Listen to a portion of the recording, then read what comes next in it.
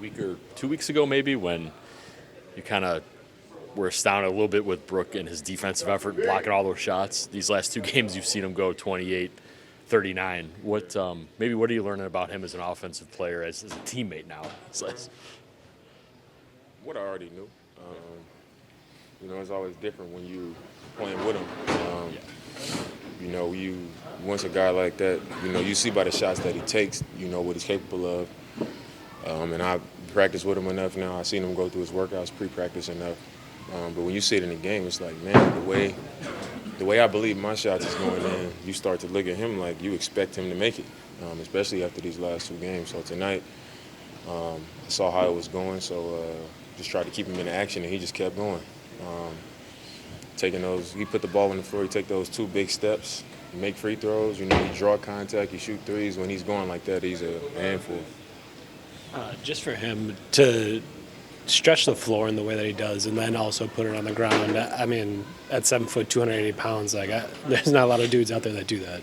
It's not, and he does it so slow that it's never out of control. He's always under control. He can always pass out of it once he puts on the floor. He is really good at drawing contact. And his length, his size, is able to get right to the rim. So it's, like you said, there's not a lot of guys that can do that. I think Giannis does that really well. He does it really well. And after that, it's very few guys. So just to have two of those guys out there, is special.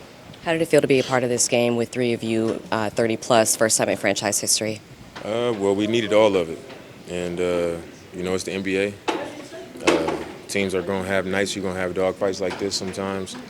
And I think there's a lot of things we're going to look at this and say we could have done better to not have to have that type of night from all three of us. But it's a great accomplishment. I think when you got guys that can do that all in the same game, it's a special weapon to have. But I don't think we should have needed that.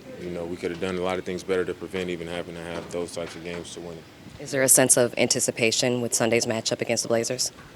Not really. I thought I would be anticipating it more, but I'm not really caught up into it. I think it'll be something that I think about more when we go back to Portland. But them coming here, it don't even feel like, it just feels like another game, where I'm going to see people that I used to spend a lot of time with. The team is really different.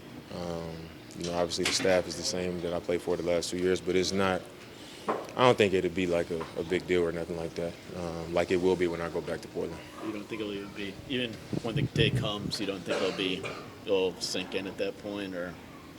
No, I don't think so.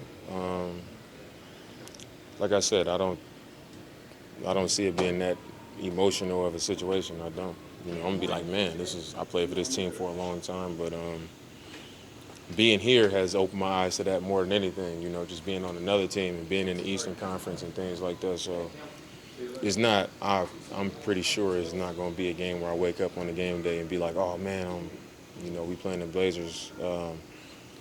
Maybe when we go back to Portland, I'll be like, once I walk in the building, I used to go to work here every day, for 11 years. So I think when that happens, that's when I'll be like, I'm sure I'll see familiar faces there, and that'll kind of bring that up, but not here.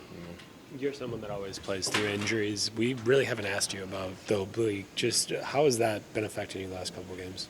It's just irritating. It's a rotary injury, like when you trying to brace and running and stopping and going. But I know that it's not something that's going to get much worse. It's just like it's a pain in that pain. It's just, you can feel it with everything that you do. When guys are riding you and bumping you and you trying to, push back against them, moving full speed, that's when you feel it the most. But I'm starting to feel better and better, so it just wasn't time that I wanted to miss. I want to continue to, just press forward. Y'all been playing without, Chris has been playing limited minutes as it is, but just how tough was that adjustment, losing him early in the second half? Anytime you lose a big part of your team, it's an adjustment. I think because of the way the season has gone early on with him being on a restriction, he sat a few games. I think we're used to it. We're used to that hole being there and having to navigate those situations. But I think right now we having a lot of things that, that are small hurdles for us and things that we got to improve on and we got to get better at.